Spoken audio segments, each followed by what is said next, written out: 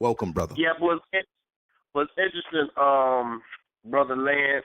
I had just seen the video. I think you had just loaded it, and I seen the title, and it titled like 20% military veterans commit suicide in the United States. Yes. And what's interesting was I had this 4 days. It was actually this past Tuesday. I was downtown Detroit at the Federal Building, doing a PTSD hearing for us, my military experiences. I was with an attorney, and what was interesting to me was that my attorney, this is really my sub attorney because my actual attorney is actually on maternity leave. Mm-hmm. But her it's like her rookie was so talented. She dug up all my military background, incidents, things I even forgot about. Wow. And she was on her job 120%. And then prior to us going into the hearing, we sat down for like an hour and we did a rehearsal, and she kind of, how your lawyers kind of give you a heads up on what to expect or whatever. And it was deep because it was talking about my life and my experiences and some of the scenarios were things I haven't thought about in years. Yes. And when I came across your video and I seen the platform for the people, having experienced one of the ladies, she was, everything. I believe the first 30 minutes, it was whatever the lady's name is. She was Heidi. hitting it on the nail. Yes, Sister Heidi. Heidi. Yes, she was definitely. I mean, she was hitting nail for nail. I didn't. I'm not the person too much to disagree with anybody. But she was definitely hitting as far as the activity and just the experiences on the nail. Mm-hmm. But what triggered me and resonated with your show was, I got a story to tell that's very interesting, especially connecting it as far as spirituality and black military soldiers, veterans being sent off to a foreign territory. I definitely am the expert in that category. Oh, I'm all ears. Trust me. See, I've never been in the military, but I've known many in the military, and I'm very much an empath. I can pick up feelings, but it's nothing like going through it yourself. So my empathy is limited because I've not been there. But as far as I could imagine from what has been told to me, it's really, I mean, a thing that I can't explain. I mean, the pain, the frustration. We already go through stuff as black people in this country, right? And the world over. And then to double and triple and quadruple it up like that and go through even more stuff to come back and realize that they don't care for you, that they used you, that what you heard from the recruiter is not true, So I want to hear it, man, and relive it, man. Just put it down, because these kind of conversations will help others. And like I said, what Sister Heidi said resonated with you. You knew it was the truth.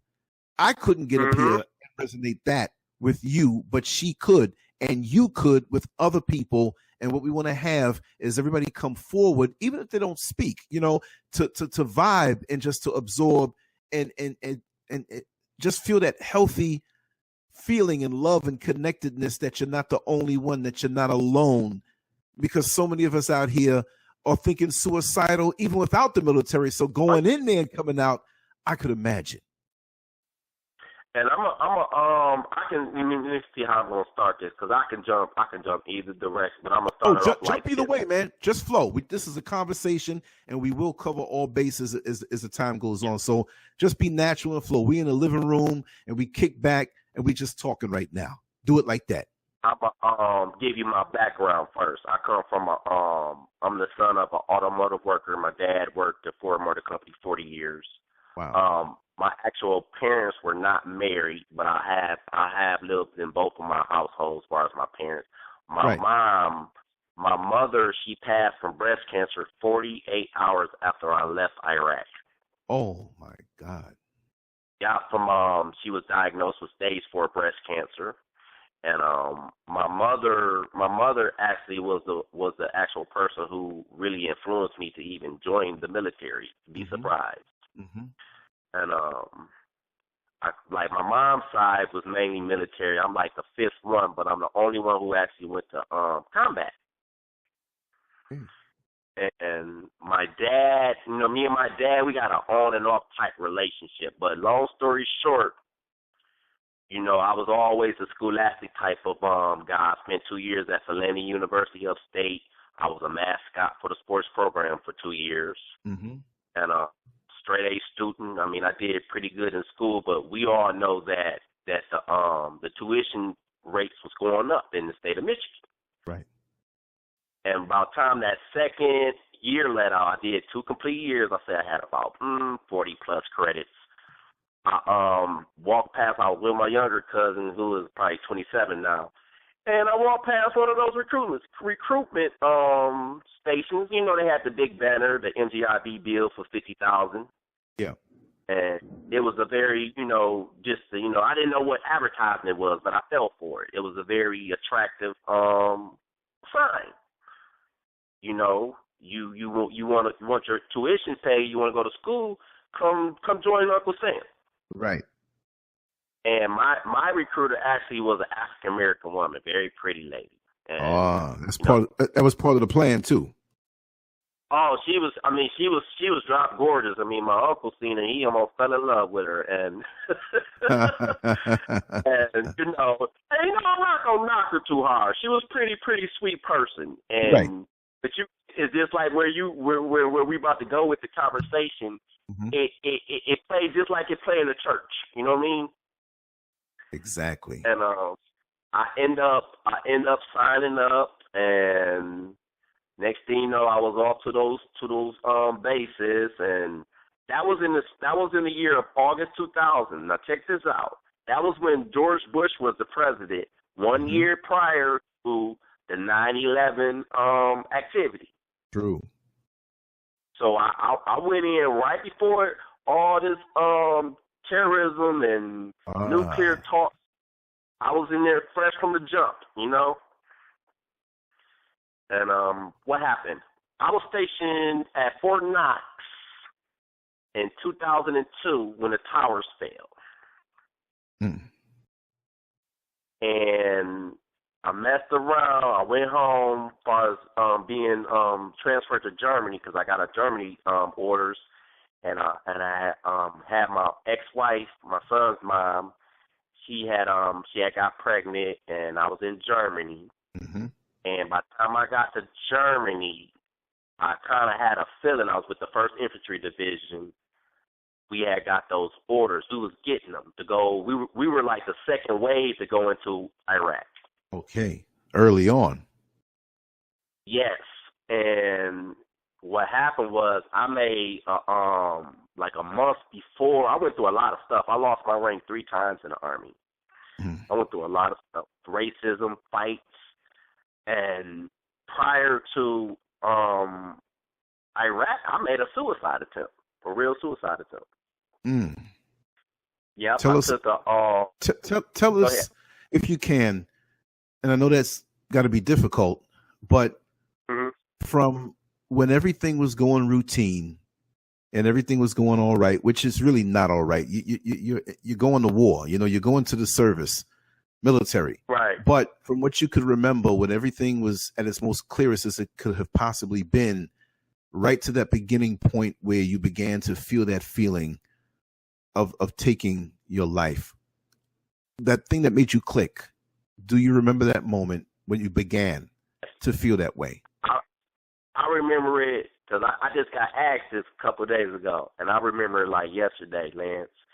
I was sitting in my desk job, and my first sergeant was in front of me. And what it was, they only show, far as like when you go to the chow hall and you eat, they're broadcasting CNN.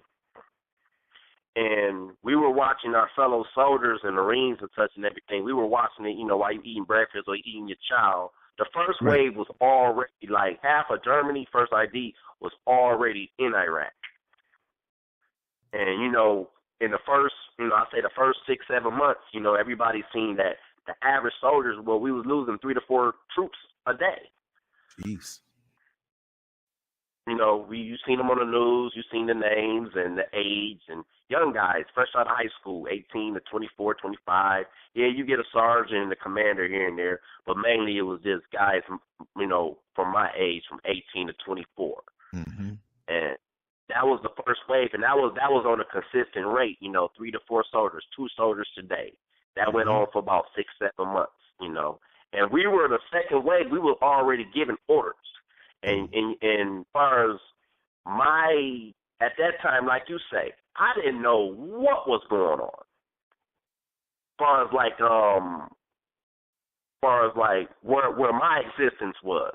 Yes. Why did I even come into this big old giant? You know? Mm-hmm. And what it is, when you grow up in a black family in the city of Detroit, and you know, we all know what Detroit, Michigan about. You don't need no education on the city. And you got one or two choices. You know, either you're gonna go get a job, you might go to a local college. That's if your grade's good enough, you can get into I don't see no black kids going to Ivy League school where I come from. Exactly. And at that time, I think University of Michigan, they had that issue for that affirmative action thing going on. I never even took a look at U of M or Michigan State because they didn't even bother with, I had a GED certificate. And I'm going to tell you right off top, Michigan State University and University of Michigan, they were looking at GED students too much. And they still had the issue for the affirmative action, which they ended up getting rid of a couple years later. So your choices was really the military, because I'm trying to get away from I was a Job Corps student prior to that too, prior to college. I've always been on a roll, but I was just trying to stay away from my neighborhood. You hear what I'm saying? Exactly. I was trying to stay away from my. The choices are limited, and it's almost like this system is set up in a way where that's all you see as far as options. That's one of the options. Like you said, we're not going to the Ivy League schools, so the military or what? You know what I mean? So you're already railroaded that way. And then if you do come from the inner city and you have a GED, they're not even paying you no mind that way with other options. So in a sense, you know, these people will say, well, you should pull yourself up by the bootstraps. If the resources are not there or the funds are not there, or just even a state of mind to know that, well, there is more, but this is all you're seeing. If you go into a restaurant and there are 2 things on the menu, then you're going to pick one of the 2 things, even though it's strange for a restaurant to have just 2 things. But you watch TV, you see other races of people, other people who have the support and who are not as ostracized and attacked by white supremacy as we are. They're doing everything else. And I think that we get the sense, many of us, that we're not that we're not worthy, but we just can't do it. Even though we are positive, there's nothing up on the menu in front of us that we can reach out and touch to know. And that's why I think that many of us feel that, well, not you or I, but either be a rapper or a basketball player, boxer, or just, you know, whatever. We don't have the options. But as great as we are, we can go above what's offered because we have greatness in us. But that's not putting us in the system, and we think otherwise. But go ahead, brother. Continue. And you know what? I'm glad you mentioned as far as music and the rapping and stuff, because I am a music producer. And everything I rap, I mainly mess with sound. And I'm going to tell you how me going into the military and just because I used to watch, I used to look up the Master P a lot. And Master P, we all know Master P is 10 toes down entrepreneur. You know, no matter how you feel about him, you know, he was one of the first, I guess, hip hop people to inspire young black men like myself and many others to believe in yourself and, you know, keep your game tight and go for what you know. Now, the piggyback off as far as what you just broke down, like you say, look at the food menu, you can either go, you either got a good basketball hand, or you join the military, or you go to the local college. And where I come from, if you went to the local college, the community college, 9 times out of 10, you was gonna be right back with the same homeboys or same environment that you're trying to get away from. Yes. Understood. So I ended up being in the military, which gave me three meals in a cot, and roof over my head. I wasn't under my parents' supervision, and I felt like a man. Even if I didn't know what I was in, the false what you call that, illusion of manhood. Right, the outer trappings of it. You appear to be this way. You're telling yourself that this is it, but it's not to the core. You see, and we're not nurtured that way by the society. We're thrown to the side before we even have a chance to realize who we are, and we have all these things going on with us. And I could imagine going into the military with so many other things piled up on top of you. You really are so distracted. You don't even know what manhood is or what being a man is. But now we see that we're taking orders, and we're this soldier or this Marine or whatever part of the military that we're in, and we just tell ourselves that's why they want to catch you young, so you can identify with that thing so much that you can never let it go, and they got you. And you hit it right on the nail. It's not really rocket science. You're exactly right, because I noticed, like, before I even went into the military, I did get a visitation from recruiters when I was at the Job Corps Center for 2 years. I was in Job Corps 2 years prior to college, and I got a visit from recruiters at the school, and the recruiters also went to my mom's apartment in Pontiac, Michigan. They went and visited her because I was on a GED list. They got like a database. Oh, wow. So they come looking for you. And long story short, as far as like when I got got to Germany, the spiritual part, that's when the spiritual part started kicking in. Because when I got to Germany, I'm gonna tell you right off the top, when I got to Germany, all I knew was my buddies was like, you go to them clubs and they love black men, the German women. They love us crazy for some strange reason. And what it was, we go shopping and we go pick out the nice clothes at the PX. They know when we get paid because we all get paid the same day. Was it really about the love for the black man, or was it an opportunity for them to come out of their lifestyle and get with somebody and use you for your benefits? It was, or a combination of both, because I heard many stories where you just meet these chicks on the dance floor and they're on their knees, and I'm not talking about praying when they're on their knees either, if you know what I mean. Listen, exactly. That the first day, I wasn't even off the airplane 6 hours, and I had some action that same evening. Oh my God! And it was more because I spent 2 years at Fort Knox. Now Fort Knox was more country, and you were still in America, so you kind of had a different kind of environment. But when I went overseas and hopped over to Würzburg and everything, Schweinfurt, I noticed like they love those women over there. They love black men and they love rap music. You see what I'm saying? Wow. Hello. Yeah. No, yeah. I'm here. And they love black music, and I've always been a person, like, far as like my spiritual side. I grew up in the church too. I read my Bible like anybody else. Say your prayers every night, read your Bible. I always had that in me as a child. But far as like when I got to Germany, I didn't learn what I started to see what different types of racism and different types of, what do you call that, gentrification type stuff. You start seeing different pockets of experiences, and I noticed that the women over there, we dress just like the rappers that you see in the video today when we go out to hang out. Right. We most of us, a lot of us was from different cities across the country. The South, California, all the way to New York, And when we go hang out, we act like our culture. We know, yeah, we U.S. servicemen. Yes, we Uncle Sam's, numbers, but when we out socializing at the party drinking, we young, 18, 19, 21. Sure. It's the rules of nature out there. Yeah. Wow. And I noticed that. And I've always been an inquiry type of guy. I'm gonna ask questions. I mean, no matter how strange it seems, I always had a deep mind. And I think that's what led me all the way to this path. And I ended up getting married because my son was born, and that was a disaster because I didn't know what I was doing. Right.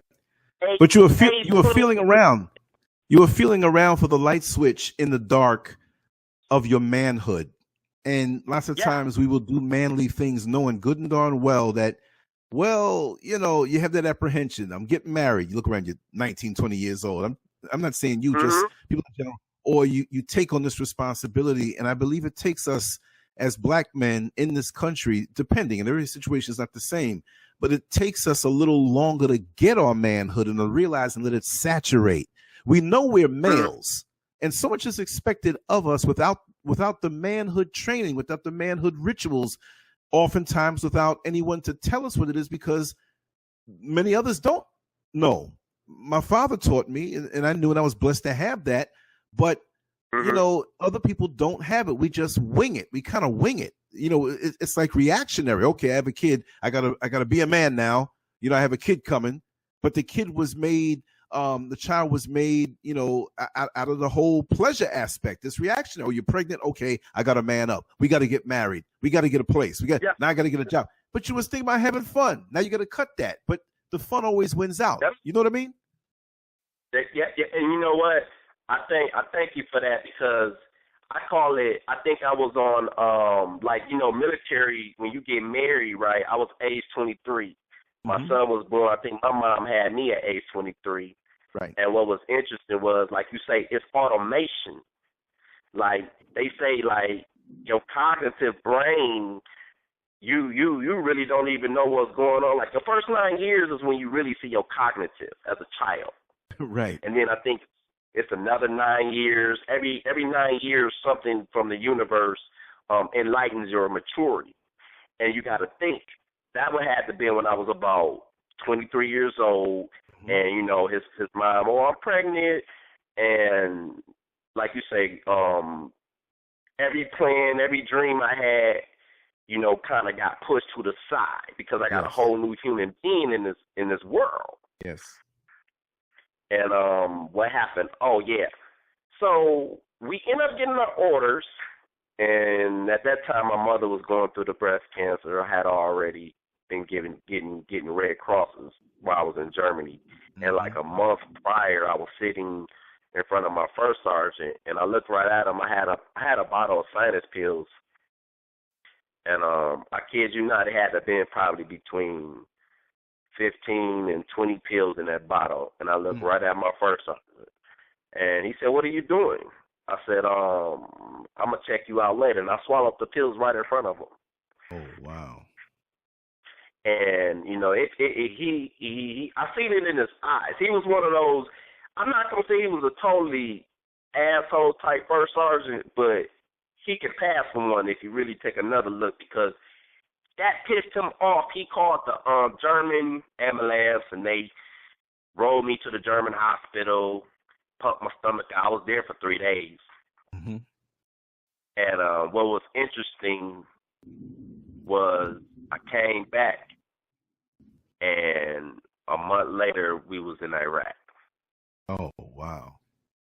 And my lawyer, actually 4 days ago, just to speed it up to the future, because I got other stuff in between that too, but just to bring it back current, my attorney 3 days ago, she had pointed that out to the hearing board, because when I came back from Germany, came back from the German hospital, she asked me, she said, "Did they send you to a psychiatrist after you had that incident?" I said, "No." And she notated that as a highlight.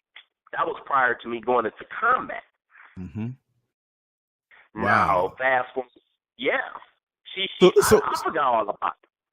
So they didn't give you the proper treatment, even though we know that these men who call themselves doctors and shrinks and psychiatrists and stuff, that they get this piece of paper, does it really qualify them to really deal with you heart to heart and really make things right? Or is it just like, just let them talk and I'll listen and notate a few things on paper? But still, they didn't even have the wherewithal to have you go through, because you weren't prepared for you to be able to do something like that. I'm not faulting you, but they still want to push you along. You're a body. You're not human. That's what I'm seeing right now in this story. Right.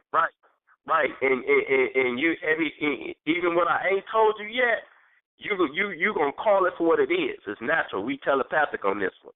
Yes. Now, when I came back, just like my lawyer, she identified that they didn't send me to a psychiatrist as far as to getting proper treatment or even analysis. A month later, we was in Iraq, and I had got a Red Cross message like 2 days after, we left from Kuwait to Iraq. I got another one about my mom and her health, and we was in Iraq, and the first day, I kid you not, I seen a mortar round fly 10 feet in front of me the first day. Oh, God. 10 feet in front of me. I was standing there drinking water, and it just landed right in front of me. And I'm going to give you another one. I did supply logistics, which is quartermaster, and a lot of veterans would know what that is, 92 Yankee. And they would call us, they used to call quartermaster logistic people the paper pushers and stuff, but I don't even accept that title. Right. But long story short, we had our first friendly fire, Lance, in 3 days. Oh, yes. I did radio talk communication. I was in the headquarter platoon, and the radio guys, because I was a good talker. Right. And we were responsible for like mortar rounds landing on the right grid. Because when they used to send out, a scout unit would go out and raid the houses and stuff and everything, and if they need mortar fire around an enemy perimeter, they got to give off the right grid so that it can land so much feet ahead of them. And what happened was the scouts on the ground gave off the wrong grid, which the mortar fire, which was coming from a different base, landed on top of a Humvee of our own platoon. And that was within 3 days. We wasn't there 4 days. And I seen my first sergeant, he had scooped the brains out of his helmet. Oh. The same one that I swallowed the pills in front of her. Oh. Yep, that was in 3 days. And now I'm gonna tell you like this. Our unit consisted of 350 troops. We totally lost 3 people out of that, and that was a low number. But our sister unit that was back in Germany with us, they were, I say, about 15 miles at another base in Mosul somewhere. They lost 20 lives. And that went on. I mean, you talk about mortar rounds, 120-degree heat, the fear of death, constant alarms going off. And another thing they got going on now that's coming out in the public on the news media, the burn pits, the chemicals. So you're basically in a state of mind where you're walking around thinking, well, it's just a matter of time before my number comes up. And this is after going in after the incident with the pills and then pushing you along, and you're seeing all of this so soon. Yet 911 didn't happen yet. And you know what they do? Oh, yeah, go ahead. I'm sorry. No. Go flow. You know what they do? I learned that when we got inside Iraq and we got the, everyday functioning, because, I'm going to tell you like this. They give you internet. They got a swimming pool. They got a Burger King. They got a PX. You can listen to your favorite song, whatever, okay? We know that, right? But what I noticed about how they train us, when I got over there in that, they made sure that how you install your programs on your laptop or your computer? Yes. I think the government knows that, like, as far as my personal situation, They know once you get into that environment, everything that they trained you from basic training is going to set off automatically, naturally. Because when you in there, it's like, okay, you have basic training, you know you're training for war, but when you actually in an environment where people have actually died, and somebody has just died within your platoon, it becomes what you call that natural. Mm-hmm. And your adrenaline in your body, like my adrenaline, it was like it never turned down. And your adrenaline does not go down when you're in that type of environment, which is not healthy. Mm-hmm. Mm-hmm. And I say 12 months went by. 12 months. All I did was I had my laptop, I made my music, I started my music over there, and I stayed on the internet. I called my mom the whole 12 months, and I called my son's mother. You know, I always made a phone call, I wrote letters. Few people wrote me letters, but my spiritual part, like the spirituality part started. This is the beauty part, because I haven't really got into the real part, Lance. Mm-hmm. The spirituality started when I took a R&R trip to Qatar, and I went to the Persian Gulf, and I was on a pirate ship. And I had the chance to swim in one of the most beautiful bodies of water on this planet. Tell us I tell you what, you see how they take people to the church and they baptize them, right? They dunk them in the water. Yes. Look, God was baptizing me in the Persian Gulf. You hear me? Mm-hmm. Because if you look at the map of Balad, Iraq, you can go in your Google right now, and I do this on my Facebook, and I've never fell short of explaining this situation. And my people that are into consciousness and spirituality and everything, they really need to hear this. If you look at Balad, Iraq, that's talking about the Tigris and the Euphrates River. Yes. Which is at the beginning of the book of Genesis, which you've seen all the fancy jewels, and you know they had the elements. Yes.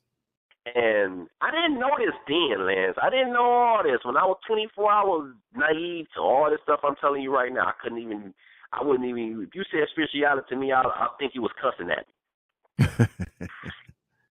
Yeah. But when you take a dip in the Persian Gulf, I mean, that's a long way from Detroit, Michigan.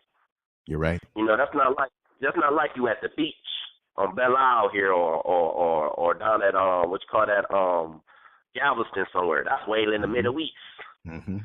And when I jumped in that water, I felt the spirit of God. I mean, the real God, not the fake one. Right. Right. You know, you got a lot going on, but the real power of protection. And God told me in that water, rest, my child, you will make it out of here.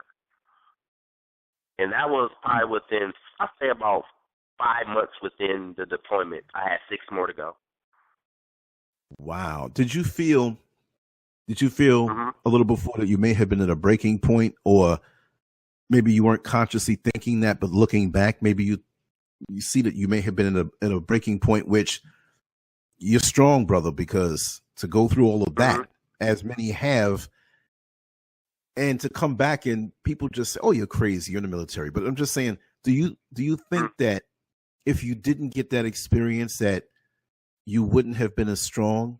Because, I mean, you needed that at that point. You needed that long before, but that experience had to really re-energize you. Now, did you go back to your military life? Of course, you still had to feel funny, but did you feel at the core stronger? Did you feel better? Did you truly absorb those words internally and walk by them? When I left the R&R scene, you know, it was only for 4 days, and you know, they let us relax. I mean, we was at a pool, we had a juice bar, and as far as like my spiritual mind at that particular weekend, when I went back into the what was funny, we went back into Iraq. I caught an airplane, right? We was on the Air Force jet, and while the dang on plane got over Baghdad, and the engine died. Oh, wow. Oh, yeah. in the middle, on top of the air. We had already been on the plane 2 hours flying from Kuwait to Baghdad, and it had a backup engine, but they had to turn the plane back to go to Kuwait, which was another 2 hours, and then it landed, and then we were there for another 4 hours until they got another plane cranked up, and then they flew us into Balad, LSA Anaconda.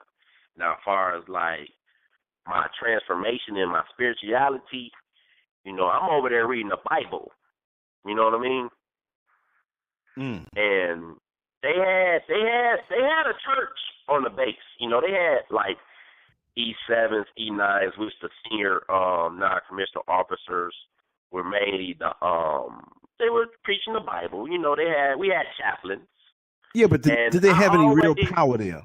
You know, did it give you a feeling of power? I mean, those things are just almost like dead vessels. I wasn't there, but I would assume that. I'm going to give it to you what you said the first time. The white supremacist platform of it. I'm going to give it, because I'm going to bring it right back to what you said the first time, because these E7s, E8, E9s, you know, it was some leaders that were into the Bible. A lot of military people are into Christian beliefs. And when they were, you know, they allowed us to go to church, as long as it was within the guidelines of simple prayer. Nothing outside of, nothing occult, nothing, anything else. Just simple USA white Christian perspective. But it seemed like the Most High had a different plan for Richmachine, because God was like, go look at the book of Genesis and tell me where you stand at. I said, wow. Nobody over there, them 12 months I was over there, nobody said nothing. We was in the book of Genesis. We over here in Iraq. And God was like, this is only the beginning, because I'm going to tell you, when it was all said and done, what's that, Fort Benning, thing 118, they had came over. They got orders. They had 18 months, and they sent my counterpart soldier. I had to train him for a couple of days. Young black guy like me, no taller, no different. Could have been my twin brother. And I hung with him for 3 days, showing him around, showing him, you know, what to look out for, and, you know, how to kind of, you know, I gave him everything that I would want somebody to give me to survive over there. Right. And after I had just talked to him, one of my platoon leaders came to me and said, you got a Red Cross message. And I looked at my man and I shook his hand. We were already packed up to go back to Germany. And my mother's resting bed was the spiritual. This is where it began. Was a spiritual exit of what my mission was there. Because when he told me, after I trained my man, I had just talked to him. I said, man, you'll be all right. Just stay on top of your job. You know, I was glad I was leaving. That's why everybody was happy. Right. And I had got a Red Cross message. Everybody else was packed up to go back to Würzburg, Germany. I got flown back to Detroit, Michigan. God, dog. You see what I'm saying? Yeah. And my mother, when I came back here to Detroit, whatever, at the local hospital, you know, my whole family knew that she was going. It was terminal. It was too much. And the doctor, I kid you not, Mr. Lance, the doctor, the physician asked me, did I want to pull the plug on my own mother? And I was fresh off the banana boat of Iraq. And I looked at him. It was the day before Valentine's Day, February 13th. And I looked at him. I said, you know what, doctor, I don't even think I knew I wasn't even in the right state of mind, even things like that. But she ended up passing on Valentine's Day. The Lord took her. You know, that breast cancer is real destructive at the end. Yes, you know, let me just interject that I went through the whole same thing with my mother. My mother didn't pass away from that. She had two strokes, one in 93 and the last one in 94, which left her brain dead. But back in the middle 70s, I believe it was '77, and that was during the summer of '77 when we had the New York City blackout. I'll never forget that. For the prior year, she was going through alternative treatments instead of going in. She had a malignant tumor, and she went to eventually she went to Sloan Kettering and had a breast removed. And for me to be at 14 years old in that summertime, you're a kid, you're trying to have fun, but then you see the mortality of your mother. And I wasn't trying to have fun. It was almost like an escape for me. And this discussion is more about you, but I just want to interject that's something that it screwed me up for the rest of my life in my mind, because I love the people I love, and then there's an assignment of saying, oh, they're going to be taken away from me. That's a reactionary thing to that time. So I'm always aware of more than just this life. And this is why when I do love someone, I love hard. When a person crosses me and they get cut out, it's like, listen, if you're going to cross me over and I love you, you might as well just not be in my life, because that's less heartache I have to deal with when you leave. And it really changed my outlook, and it caused me to, indulge in the extra girlfriends as I got older and stuff. And the thing still bothers me. But she lived on, and it was good. But just to have that scare at that age, and you're ripped away from just living the life of a normal 14-year-old, your friends, come on, let's go out and play. You're checking out girls and all this stuff. And you have that silent pain inside of you now. For you to have to deal with this, where you lose her in transition, and you went through all the things you've been going through, and just the losing your buddies to friendly fire, these asshole people who are in charge, and it's cold, and you had the experience with the pills of attempting to take your own life, all of this stuff, and then so what I went through does not even compare. But on that note, I just had to interject that alone, all I'm saying is that alone is traumatic. Then you add this whole other thing, man, and how did you hold on, man? Listen. For the reason that you related to that is very divine and spiritual. See, I connect. See, like we already said from the jump, that the spirit world and the universe is already acting on this whole conversation. Because everything I think I do these days is divine. Whether I go get a peanut butter jelly sandwich or do a color, Exactly. And but far as like your experience at 14, now that's deep for me, because I got to look at it. I got another lady friend who lost her mind when she was younger, and I look at her life and I see it. She called me yesterday because we resonate on losing a mother. It's like, I know this is kind of off war. I'm gonna jump right back to the Iraq. No, it's cool flow. Yeah, we're cool. Yeah, but like you say, like you just described, Lance, the traumatizing of losing a mother who brought you in this world, your caretaker, that's your first what you call that, intimate person. That's the first person who loves you no matter what, who kisses you and feeds you, and I couldn't imagine at age 14 I might not have made it myself. Personally. Right. I lost my mother at 25. That's kind of like young adulthood. I was married, and it seems okay, but it ain't. It ain't. Exactly. So I got to give you a lot more power just for mentioning that, as far as your mother and that, and you resonated like that, but that's how the spirit world operates. Now, yes. I'm going to fast forward you, just say I got out, right? I've been to Germany, I've been in Iraq, now I'm back in Detroit. I'm married, I don't know what's about to happen, I'm 25 years old, 2005, yep. I had 6-year-old. My son had to been about 6 years old, and had a stepson at the time. And this is a black family. Yes. My son's mother is a black woman. So this is all urban.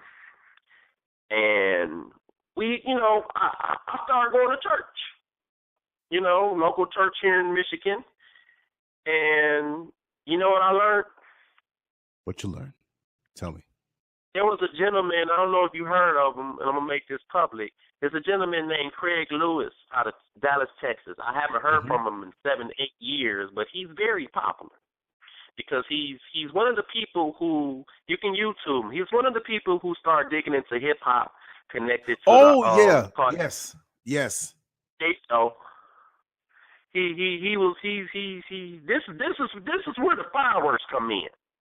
I gave you to Germany, I gave you Iraq, right? And we can start getting into what you call that white supremacy. I'm gonna get into it, cause where I live at Oakland County, Michigan, outside of Detroit, was supposed to be the second richest county in the United States, but it fell to 25. It's number 25 right now. But this is supposed to be the second richest county in the United States. When I say riches, you should already know what that means. Pure Republican. Yep. Right? Now, the churches, I went to church when Craig Lewis came to Pontiac, Michigan, right? Hello? I'm here. Now, check this part out. It gets juicy. Craig Lewis at my local church here. My son is sitting next to me. He was about 6 years old, right? My nieces, everything, they all sitting there. I think my son's mother was there. My sister was supposed to be there, but she don't even like church. I kid you not. When I listen to the spirit world, I listen. Minister Craig Lewis was sitting there preaching to 1,000 people in that church, and he had spoke the word quicker than a sneeze. He said, quicker than a sneeze. Why did my 6-year-old son sneeze loud enough? You know, the churches got reverb going on. Right. Look, I could have wrote this in a book. The little boy sneezed simultaneously. And the little girls that was sitting next to him, they was laughing, giggling. He a cute little kid, so they gonna laugh at him. And me, I'm his father. And the Most High Spirit, my ears, my hearing went out. All I heard was a buzzing. And the Spirit was like, get up and tell him. Because I had wrote this revelation out the day before. That's a whole other part of it. I wrote this spiritual revelation out the day before. And I said, tell him. So I stood up in the church, right? And I said, excuse me. He was talking. Everybody was listening to him. It was quiet. He was the only one talking. But that was right after my son sneezed. But I'm the only one catching the Spirit. And God was like, spirit world. Because I know some people are like, I talk to you. Well, the Spirit talked to me. That's how I respond to that. That's right. And the Spirit was like, get up and tell him the truth. I said, the truth? So I stood up and my ears went out. I said, excuse me. I was real polite, just like I am now. I said, excuse me, Minister Lewis. I said, God wants me to tell me something. You know what that man told me, Lance? What did he say? He said, oh, you ain't got nothing to tell me, brother. Oh, wow. In front of everyone? He just said, what? Look, if it was on HBO, I would be selling it on the DVDs right now. That man, and look, it wasn't a sympathetic response. Right. Anyone loving like one of your church brothers, like, my brother, right.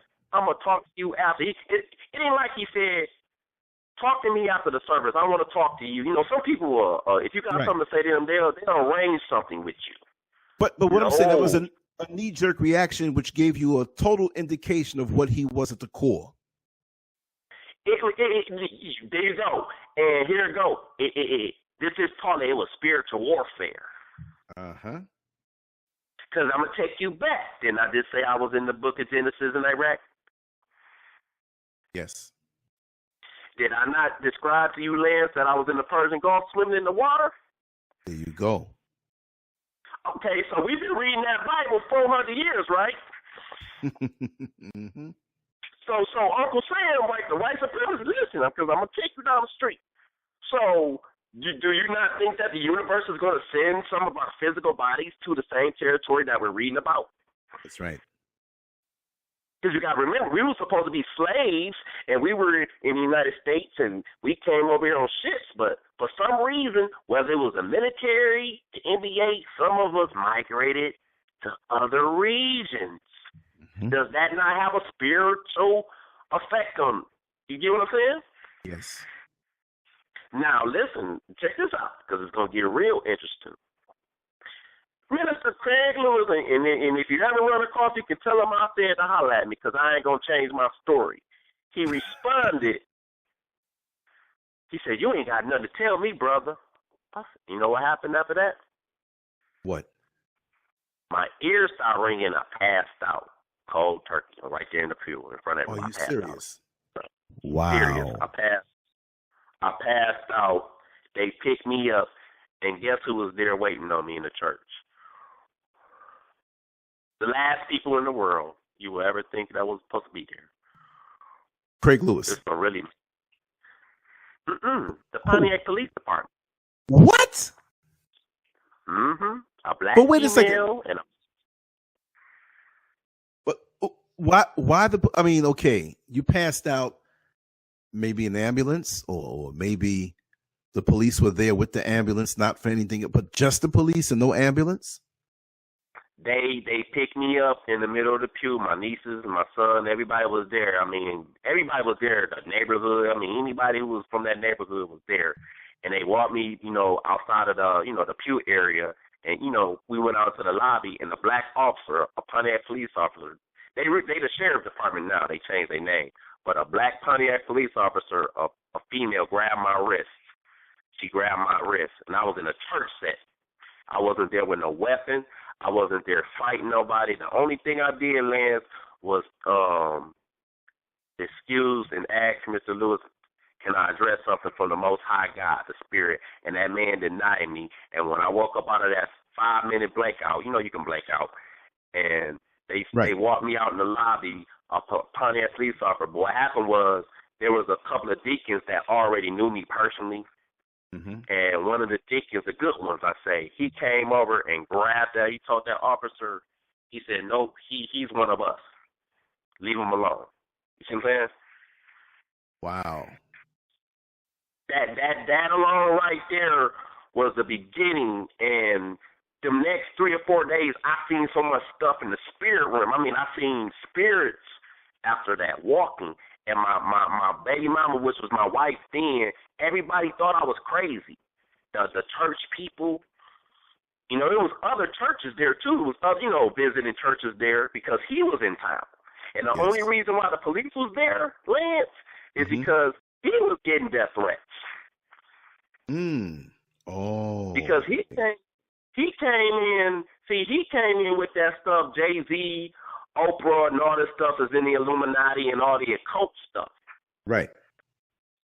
He brought that out, which I didn't know nothing about at the time, but I know it clear as day now. I know it clear as day. But at that time, I was age, 25, 26, I think. And in that church, I said, somebody else kept asking me, they said, why would the police try to arrest you in the church? No one could answer that question. And I was the only one in that town. That's a suburb of Detroit, Pontiac, which is a black city. Right. Which is one of the murder capitals across the country. It's the top murder capital, one of them, top 5. And they said, why would the Pontiac police be in there trying to arrest you? And I learned what white supremacy was. That was my introduction to it. Amazing. When it comes to the Bible and the spiritual world. See how far deep that goes if you don't tell the story to somebody? That's right. That's how deep that is. That's like when I seen your video this morning, and I seen the different veterans speaking on different scenarios, and that's why I left that comment saying, wait till you hear my story. And I got on it right quick. I saw the message. I think 5 or 6 minutes went by, and I emailed you right back, put the number in, but my ringer was down, so I didn't hear when you called. So I just called you back because lots of times when I'm doing shows, I cut or recordings or I'm in the studio, I'll cut the ringer down and people will call me and it's like, hey, well, you're not picking up for me? No, it's just that I forgot to, raise it back up. So I said, oh my God, I don't want to miss the opportunity to connect with you. And I called you right back. And look at this, the same day the video went up, the same day you saw it, the same day we first got in contact. And here we are now putting it down, doing another story, your story on the same issues. Because I've been on the internet for years, and I've spoken. I got a couple of friends that deal with me on different spiritual. I got some spiritual mentors now that know of me, and they don't know the quite. They don't have the story like you get it. You see what I'm saying? So you're getting exclusive like a top news at 6 today. You're getting the actual story. Yes, I appreciate that. This is exclusive. Nobody have this story but you. You can have it. And the police department was in the church, and they took their hands off of me and everything. And then next thing you know, I had went and visited another church family, and I stayed there for like a month and I left, and my marriage was rocky. We was arguing, and I was behind on bills. I was getting petty temporary jobs, and I knew my marriage was just going down the hill. My wife was coming home anytime she wanted. It was that part of it was, I kind of felt that was happening, but this was all after this Iraq, and my mother passed away. But one thing I never stopped doing was reading the scriptures. I always did. Trying to seek and find solutions, because the black church, what they teach you? Keep coming to church and God gonna bless you. Right. I gave them people probably over $3,000 of my money paying tithes. God.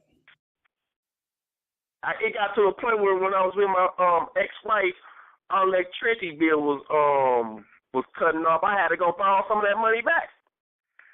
And it took them 2 weeks to do it. And that's when I think the spirit realm was grabbing me, was like, no, you chosen for a whole, you go to church and they say, oh, you're supposed to be a deacon, you're supposed to be a pastor. Right. They tried. I've always had that spirit, that Holy Spirit in me, and they always tried to indoctrinate me to be some type of higher church member, and it never worked for me. I never could get into it. I never could get into the hallelujah. I always believed in God, and I believed in Jesus on a perspective of that perspective, but they never, Lance, could get me to become that full throttle Christian like they wanted. You see what I'm saying? That reminds me of my brother-in-law, Brother Keston. He says a lot of the same things that, he's explored and researched and experienced firsthand different religions, and many in those religions were reaching out to him to be the speaker, and you could be a part of this, because you see what it is when they see that you have the real raw thing. I mean, the real thing. It's like they almost don't want you to know that you have it, and what they're projecting is not real, but they want to use your real power that is not yours. It's given to you by the Creator for a purpose, but they want to usurp that power for their benefit and benefit on what the Creator gave to you, for their purpose, so that they can gain from you. See, if they can't gain from you, they're going to throw you away. They don't want to be bothered with you. And he ran away from that, but he ran away from the man-made religion aspect of it. But now he sees what it is, and he lets the Spirit move him as need be. But none of this churchified white supremacist fake religion type stuff that they only just fleecing the flock. And people who are lost and have these voids inside of them, they go with not their heart, not their feeling in the spirit. They go with their mind. And the mind is wide open and indoctrinated and brainwashed and mind controlled. And we have many people with great spirits and great missions that their head tells them to put themselves into this thing. So you have us out here like a square peg trying to put it into a a round hole. It's never going to work. Mm-hmm. You can get part of the corners in there, but you can't get the whole thing in there to fit completely. Yeah, and I appreciate how you described all that, because what was happening to me during that season was exactly just like your brother. When you start waking up in your spiritual of your existence and the real God inside of us, God, I believe Christ is in me. If we gonna say Jesus, I don't really say Jesus too much, but I say Christ. Exactly. I say Christ consciousness. When the Kundalini and the Christ inside of you, that real Christ it wakes up inside of you. Exactly. And you realize the Bible is inside of you. And in that church here in Michigan, somebody in there knew what was going on. You get what I'm saying? Mm-hmm. I felt it. One of those pastors, I don't know if it was Pastor Jones, he buried my grandmother, but I give him a side eye today. I don't give a damn if he an old man or not. One of them jokers that them leaders in there, because you know there's a lot of them Masons. Of course. Break it down, brother. Tell it. Oh, I'm going to get into that too. So I tear it all up. I didn't know nothing about none of this at this time. And I felt, because you know what happened, Lance? I say about 2 days after that incident with the police in the church, right? The spirit world always is working. The spirit world works in the clubs. It works. You can be in the crack house. If the spirit say move, it's going to move. You hear me? There you go. Yes. Now I'm about to preach. There was a young lady, I say, she was my neighbor, right? You know, she was a single mom. I mean, she was gorgeous, you know. Mm-hmm. And I knew, you know, she about the same age as my wife. And my wife, you know, she was, you know, she's a jealous type. I'll say this. Mm-hmm. And I was always careful about having female neighbors and stuff. I didn't know. You speak to your neighbor. You know, if you live in Beverly Hills, you don't speak to your neighbor, right? Right. So this particular neighbor, this was 2 days after that incident. You know, I didn't expect this. I was outside with my wife, and she had a birthday. She had invited us. She was just inviting people. She said, I have a party going on downtown, and, you know, she didn't have to invite us, you know. Right. And, you know, we took it. We was like, thank you, whatever. So what happened was, I ended up, you know, being me. I snuck out the house. I told my wife, I said, look, I'm about to go. I thought I was going to see my aunt or somebody for a while. I'll be back in a couple hours. I ended up going to that party. The party, yeah. That was what was put out there for you to do anyway. There you go. And I already see it. Yeah, but go ahead. And the spirit world was working there. I'm thinking I'm going to a party, you know, I was just getting out to have a drink, whatever, just like anybody else. It's a trap set, man. It's a trap. And what happened was I think I went by the church or something. I don't know. Somehow I ended up going by the church. It didn't have nothing to do with the party, but it was the same night. And one of my partners was with me, and this old man came out the church, Lance. This old man. He was like, he walked out the church. We was in front of the same church because it wasn't too far from the club. And he was like, I'm headed off to the country. And he looked me right in my face. And he was like, he was talking in slow motion. And my homeboy was right there. I was like, what is he talking about? And he looked me right in the face. He said, I'm headed out in the country. I said, huh? And next thing you know, he just got in his car and drove off. I said, that's the weirdest shit I've ever seen in my life. And then you know what? After that, I said, you know what? Even my homeboy didn't even. I think he was on that law of attraction stuff. That's when that Rhonda Byrne law of attraction stuff had just came out. Mm-hmm. He was picking up on things, but he wasn't picking up on how I was picking up. You know what I mean? Because I go back to the Persian Gulf. Right. You know, I was picking my antenna. He was messing with a UHF. This day I was VHF. Just put it like that. I was picking up cable stations. You know, I like to keep it simple. And from that point, I had started my great research. I said, you know what? I started going to the library. I was getting books. I was getting books on astrology. I didn't know nothing about Egypt. I started getting those books. This was before I even started Googling. It wasn't even a Google, really, back in '05. And it wasn't really no YouTube. I think YouTube could have started the next year. I think it was right before YouTube. 2005 or something, 2004, 2005. Yeah, it was right at the peak, yeah, you're right on the beginning. But I was at the library in my spare time when I wasn't working. I used to pull out 10 books. They used to look at me crazy. They're like, what do you want all that? I was like, yeah, I got a library card. I can take as many as I want, can I? Sure, here. And I go home and I'll just flick through them and just read. But you know what I was doing? It was still the spirit world, because that was the educational part. Yes. Re-educating yourself on the Bible. I was looking at maps of Iraq. I was studying the maps, the Ethiopia, Iran,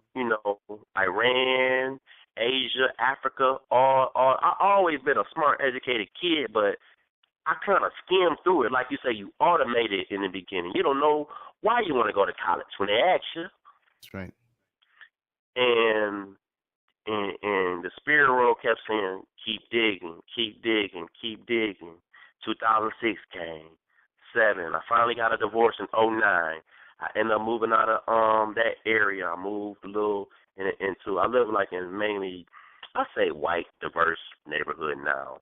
But I ended up, I went to school online for about 4 years. That's how I paid my bills. I haven't had a job since 2008, Lance. Wow. And a psychiatrist, a spiritual psychiatrist on the internet. He's a friend of one of my spiritual leaders, and I was able to talk to him on the phone for like, I'd say 15 minutes, because this is like a $3,000 an hour psychiatrist here. And this gentleman, I kid you not, he introduced me to what you call the natal chart, the birth chart, which a lot of people on the internet know about. And he said, you was born poor. He said, you used to be a soldier in your former life. I said, wow. He said, yes. He said the reason you poor right now, he said you're going to become real wealthy in this life. And he said, You're going to be real wealthy. He said, you're going to be real wealthy in your next life. And he told me some other things. I thought he was bull crapping until I had got all this school money. Obama had set up this thing called the 9/11 program, which most veterans know about. And not only did I receive the 9/11 funds, I ended up getting the FAFSA funds too. That just went straight to my bank. I just got a check for that. My school was paid for it twice. Wow. And I say for 4 years I was getting $5,000 every 90 days. My God. That was off the humbug of not even having a job. Nobody understood where I worked at. I mean, I was single at the time, I was already divorced, and my ex-wife, she couldn't understand it. She didn't know how I was doing it. And I kept saying, God let me know right there, the spirit world. She said, I gave you all this money just to get you away from there. Exactly. You know what I'm saying? Everything opens up in the right time. Damn, exactly. I have fun here and there, and I think the Most High knew I was going to have fun because I'm human. But long as I knew what the mission was, the spiritual journey. So I got all the way here to Warren, Michigan, where I live at now, East Detroit. Now, I kid you not. I'm right by Macomb Community College, Lane State, and they got a big old obelisk right there, a Egyptian obelisk, and they got these 4 pillars. 2 represents Macomb, and the other 2 represents Wayne State. And this whole town is in the east. Warren, Michigan is a Masonic city, military town. Tell us about that. And my current, because I believe in something called the 4th dimension, right? Because if I take you back to the Persian Gulf over in Qatar, that was the 4th dimension. Just like when I go back to Balad, Iraq, of the Garden of Eden, that was the fourth dimension. Or we can go back to Germany for those 2 years in Würzburg and Frankfurt. That was the fourth dimension of consciousness. Because we were slaves for 400 years, and when you start taking the descendants of slave children and putting them in different environments in different pockets of the world, what do you think is going to happen? They're going to wake up.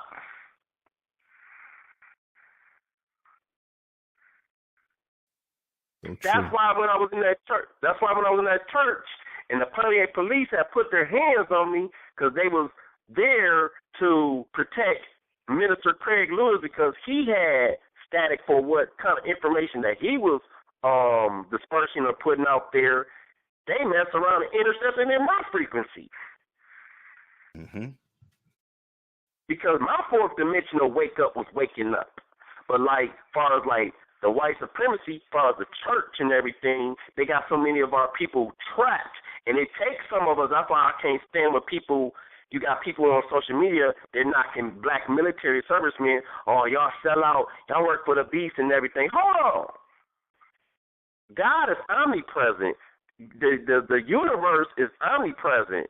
God got to go through cracks and small holes to wake up people. You know, you don't know what that universe, in order to wake up, I got to send somebody to the Middle East. Right.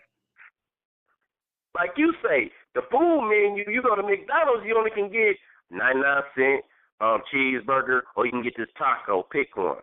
So people that's coming at military servicemen for serving because they black and African American don't necessarily mean that they don't got the most high or the spiritual side of life in them. Because that's just an outfit. You know what I mean? That's right. You know, like LeBron James or Shaquille O'Neal, when they put on their NBA jersey, they can be the most high priestess people in their spirit realm all day long. And we look at them because they dribble a basketball and they 7 feet tall and got a bunch of women. We can't say that they ain't spiritual.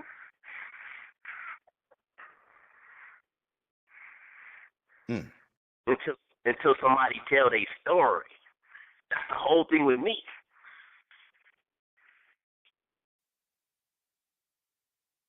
Wow.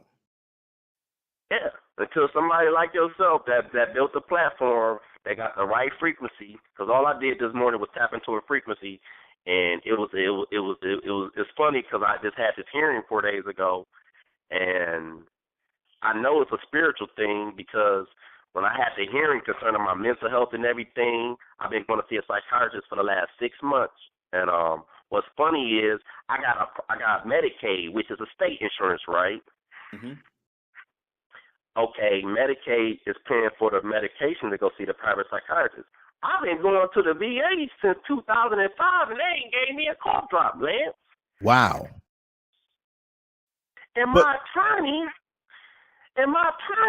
just 4 days ago, she notated that with the officer, the hearing officer. She said, how many times have you been to the VA concerning psychological or mental issues, whatever? I said, I've been there 4 times in 10 years. How many times you got to go for them to crank the engine? I take my Medicaid, which is not the best insurance in the world, and go right down the street to a local psychiatrist, and he cough on 3 medications just like that within 20 minutes. With no problem at all. No problem at all.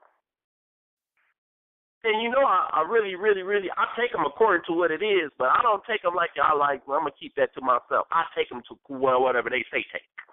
You see what I'm saying? Because there's some heavy stuff here. Because I know that medication is a sorcery, pharmaceutical. Yes, it is. I'm glad you put those 2 words together, pharmaceutical and sorcery. One and the same. Oh, yeah. You know, and one other thing, too, when I went online, and I went to Grand Canyon University, which is a Jesuit university. You can look it up, Phoenix, Arizona. I did the homework on it. They They're definitely a Jesuit university, which is the Illuminati. That's Illuminati University. Mm-hmm. And they utilized my school funds as far as me being a student online. But what they did, they taught me psychology. I took 6 psych courses there. So when I'm sitting with the lawyer and I'm sitting with my doctor, I'm the psychiatrist. You get what I'm saying? Mm-hmm. But see, I got that black skin. I don't have that degree. I don't have that degree in that field. Mm-hmm. I'm supposed to be the victim here. It's a chess game.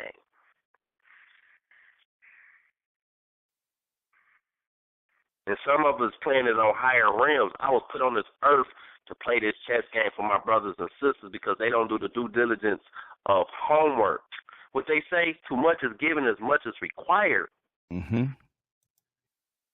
You know, my brothers and sisters know, don't get me wrong, I like watching basketball. I watch a rap video here and there, but I've always, 9 times out of 10, I've always had myself in a book. I don't even really have a TV in my apartment. I've always got books. Or I go on the internet and I study deep subjects, even if it's science to the occult to religion. You know, what they say, they talk about tithes, pay your tithes. The only tithes you got to pay is the 10% in your brain. There you go. They talk about bring your 10% and bring it to the Lord in the house. Okay, I believe in sowing seeds. I believe in finance or something. But at the same time, we know that, especially for the black church, we keep running, oh, God going to bless me. God ain't sending no $1 million American ball ticket this way. You know, you got to laugh. Then if we don't laugh. Then they put the guilt on you that you're robbing from God if you don't give the 10%.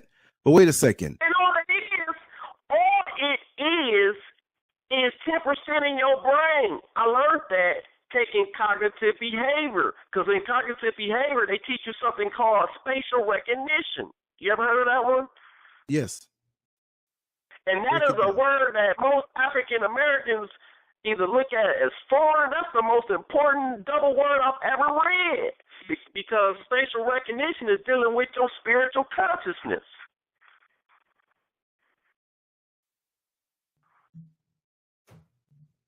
Tell it. And, you know, by me even taking those classes online and mixing in with my everyday experience as a man and as a black man and as a veteran, it all, at the age of 38, it all coincides with what a Kabbalist becomes. Like the Jewish people, they call themselves Kabbalists, meaning if you read James chapter 1, verse 1, it says, he who asks for wisdom, do not be double-minded. Well, they give you a receipt when you go to McDonald's, don't they? Mm-hmm. So my black people keep running to the Lord praying for this. We praying for cars. We praying for houses in America. And ain't none of it showed up because we ain't received the light. It took the Most High to send me to the Persian Gulf outside of Iraq to receive the cabala of light in order to come back to big old Detroit, Michigan, in order to go into a black church to find out what that is, in order to move away from there to get to this point to where my next mission is. Now that's a story.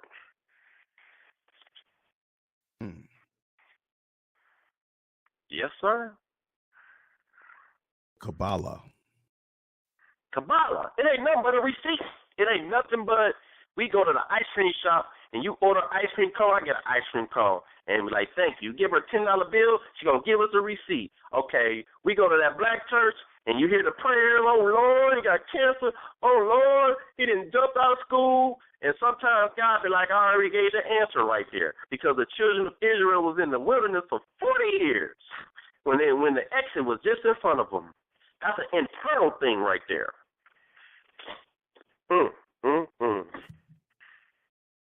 That's what religion does. And the military. Not much difference. No difference. Rooted in the same things. White supremacy. Exactly. They don't catch you one way in the net, they'll catch you another way. Institution. If I don't get you to go to the army, I can get you to go to the state penitentiary. long as I don't have you waking up like somebody like myself, as long as you don't get to my frequency. If I can keep 100,000 black men my same age from tapping into what I'm tapping into, he winning. And I'm very public about where I stand. I have no fear. You don't supposed to fear nothing unless you didn't win and risk your life for Uncle Sam. What you supposed to be scared of? Exactly. Doesn't come from the Creator. Yeah. That's just like this. I give you another one. Just like when I spoke with the friend of the court lady the other day. I'm telling her about a document I'm getting signed from a psychiatrist. She's telling me, well, is your conditions going to improve? I know people who don't have legs that pay child support. I said, lady, I hung up on the lady. I ain't got time for you. I ain't got time for you to play these racist games. All I know is this piece of paper going to be signed by a psychiatrist, and this is coming from a federal court. And once I get this document, I put this motion in, I'm going to request that child support order be this. That's not saying that I'm not going to take care of my son. That's not what I'm telling people. Right. You know what I'm saying? Because I got a spiritual responsibility to be a father here on Father's Day. I love my son. But we know that the friend of the court across the United States, especially here in Oakland County, Michigan, and Detroit, whatever, y'all playing a commerce game, y'all playing a religious game because you want somebody to walk in the courtroom and swear to a God that you ain't ever taught me about.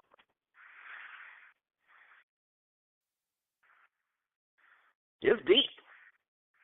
Real. And like Lance, all the other, it's a lot more. Just I kind of jump, but it's so much more. We can do it on a whole nother interview. Yes. It's so much pieces of detailed science outside of like the white supremacists. Like I tell everybody else, now I made this public on Facebook. Y'all time up. The universe is showing it. The animals is showing you. The Mother Nature is showing you. Y'all keep on playing with the universe. Them stars in the sky don't lie. Y'all want to know all police brutality? Why is y'all attacking us? Because we the chosen people on this earth. We the people. Look what y'all doing to us. I don't care what Trump and North Korea and South Korea friends. It don't matter. You got a whole race in captivity here in Babylonia. Exactly. But see, look, the white Masons and the Shriners know it, that we are the direct descendants of the Creator. They are not, no matter what they claim, and we are the secret. They have no secret. We are the secret, but we look to them, to their technology, to want to get in with them. And notice I said white Masons. I didn't say the black Masons, because they're only going to know but so much. It's those white Masons and those top white Masons and those Shriners who know who we are. And that's why every system here in the world is against us to keep us back. No, it's not a victim mentality. It's a fact. That's why you're targeted when you break out of the system and you succeed. Succeed doesn't mean always a mansion and a big car, a fleet of cars, and all of this financial riches. No. To succeed means that you can maintain your balance in a corrupt system that shoots so many attacks at you that one of them has to get you. If you can get past their school, if you can get past their religion, if you can get past their entertainment, if you can get past their medical system, if you can get past the people they send at you. It could be a gorgeous, beautiful woman who's easily to drink in the eyes, and you say, whoa. They're going to get you, or in their mind, they're going to get you some kind of way. So when you step over and around and skedaddle over the minefields that they put up, it's like they're seeing a ghost. This black man's still standing and surviving, and he knows about us, and he's charismatic or just effective in reaching. Oh, no, we got to snuff him out. See? So that's what it is.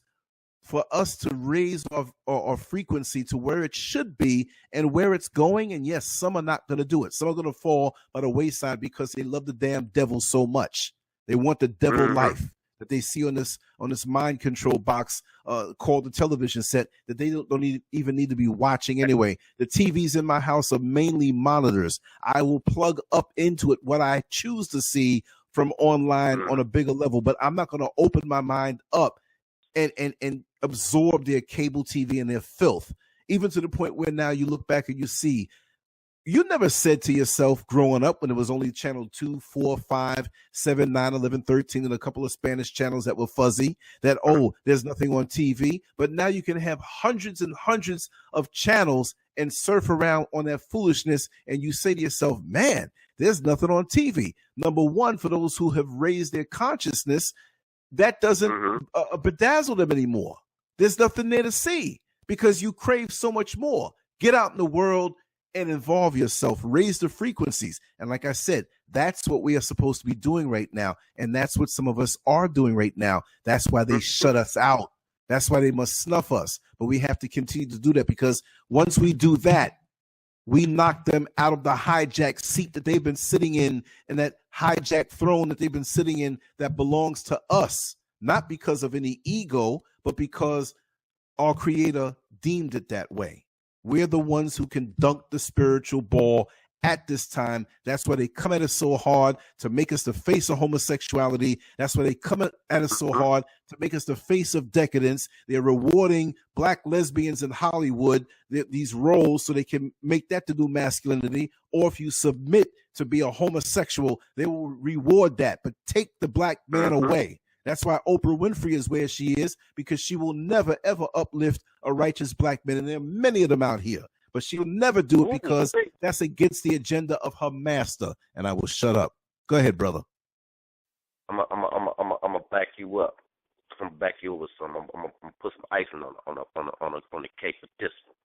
Come with it. We're gonna go with the promised land. Now, I told you that I reside in Warren, Michigan. And it's kids outside. It's 100 degrees today in Michigan. You know, we use the cold weather here, but it's a beautiful summer day. But if I took you through my neighborhood right here, there's 15 feet. There's Wayne State University. This is the East Campus. And there's Macomb Community College. They have two outlets. They have one on one side. It's like the outlets in Washington, D.C. Mm-hmm. They have an obelisk on the other side of the school. Now, the interstate is 696, which represents the beast. I already did the cabala. Mm-hmm. Now, Warren is already, when you come in the city line, it borders Roseville right here. You can see it's a Masonic town. It'll tell you they're Masons. Now, you know, me being in the cabala and being fourth dimensional, and remember when I mentioned the word spatial recognition, right? Mm-hmm. I have a book. I got the book. It's funny. My apartment complex, they got a pyramid on the front. I mean, I know the owner, you know, the company is worth $100 million. They got properties all over Michigan and a couple places out of state. I did the homework on the whole property in the city. And they got a pyramid on the front of the apartment. They got an obelisk right here, and most of the addresses start with 929, which means gold. So where I live at is a frequency. You get where I'm going with this? Hello? Yo, no, I know you're going with this. Yeah. It's a frequency. Now, check this out. Most religions right now, well, always been, they always said that Christ or Jesus or whatever, Allah or whoever, always resurrected in the East. And Masons know this. But see, this book I got was funny, though. I got the Illuminatus book, which can be bought online. It's by Robert Anton Wilson. It has two dolphins over a pyramid with an eye on the cover, right? Mm-hmm. Now, I mentioned those kids outside. If I took you outside to the other side of the apartments, Lance, why is there a dolphin outside in the grass, a play dolphin? It's telling you right there. Thank you. Now, those are messages to those in the know. Also, you know, and they communicate right up under our noses who don't understand how they communicate. You can be in the same room with them and they can communicate a certain way. See, let me tell you something. Let me add this in, and this may be an abstract thought, but this is what I know about. You know, I'm an artist. I sketch and do different things. I read up on different things as such. logos, your company logo, your organization logo. Logos are supposed to be something that identifies a product or a service or business or whatever. A good logo is made so strong and so simple that it strikes the subconscious mind. For example, you're driving down with your 3-year-old in a car down the highway, the interstate, and there's nothing but bushes and trees and woods around, but there's a long pole 2 miles down the road with golden arches. Your child, mommy, McDonald's, daddy, McDonald's, McDonald's association. There's no word there that says McDonald's, but that is part of the logo that you saw time and time again. The golden arches with the word McDonald's, the golden arches with the word McDonald's. You're trained for that. Just like in school, when you hear that bell ring for lunch, ding, all of a sudden your mouth starts watering more because you are hungry, but now you know it's time to eat. Any good logo, if it has more than one component to it, which it usually does, if it's effective, when you remove one component from it, you still know what it is. When you see the Nike swoosh, you see Nike and you see swoosh. They take away the Nike and you see the swoosh, and all of a sudden you say, hey, look, that's Nike. No, it's not Nike. It is, but I mean, it's just a swoosh, but because of your association. So now with these dolphins, you associated that with the other symbols in that logo per se, or in that sign, and you know, and so other people know. I noticed that a lot of the banks and a lot of financial institutions and they always got the pyramid inside, the triangle inside. In the bus company that I drive for, they have I forgot exactly what it's called. Oh God, it's a system that they use, and you know, it tells you your time points along the bus route, how late you are. It's some universal system. When I come to the end of my bus route and I fire that one off, you cut the whole system off, and they say, "Are you sure you want to cut the system off?" Right? When they say that, it's a triangle with an eye in the middle of it. So, you know, tell me, even the company logo, there's several different logos that they use, but they have the star, I think a 5-pointed star with one of the points pointed down. I know that means something. You know what I mean? So there's so many different things right in your face that we know every day, and we look right past it and don't even notice it. And you know what I usually do is when I tell somebody, I always, you can go back to the book of Genesis where it says in the beginning was a word, but I always start somebody off with James chapter 1, which says when you ask for wisdom, do not be double-minded, because like the logos and the symbols of, you know, which what that does, they tap into your spatial recognition. They tap into your Melchizedek, because they say you're supposed to pay your tithe to Melchizedek. So your subconscious, like you say, the little child that sees the double arches, or heck, you can even smell the French fries. That'll tap into your subconscious. Right. Yeah, and just like you described first, like the bus scenario. And as far as our black people don't understand that this is what I'm getting from most black people, especially in the church. When it comes to the occult, or when it comes to astrology or anything else that seems out of Christianity or white supremacy, right? It's looked at as weird. What it is, the elite, the greater, they use this stuff against us. It's the way they teach it to us. We wasn't taught to use it for our greater good, just like the gentleman on your show on the platform said, it's a magic. You're supposed to be using magic. If you're going to use the Bible, use it as a magic book. Yeah. Like Harry Potter. And I'm not saying it for any, what you call that, negative or wicked type thing, because they teach us to think negative. You know, that way we reject it and the power in it because it's connected to us, and so those they take our stuff and make it a secret. Yeah, like you said, we are scared as hell. That's why they're scared as hell when they see that you're not a so-called stereotypical Christian or stereotypical this or that, and they want to know what you are. They want to know what you're into. Go to one of these jobs or go anywhere where you have to deal with people on a public level on a regular basis, and you get to know them. They want to know when they see you with a book, what are you reading? When they don't see you smile as much, why don't you smile? They want to know what's on your mind. But if you're a happy-go-lucky, tap dancing, buck for them, they're all right with you. When you can come to a job and say how drunk you were and how messed up you were and how many women you screwed, they're okay with you because they know you're preoccupied with the lower vibrations. When they see you're a man who is indulging in something higher, they fear that. Or if they don't know, they fear that. Because, most people give themselves away. And when you're a very serious person, they say, uh-oh, this person's a threat. I'm going to give you another one. You're exactly right.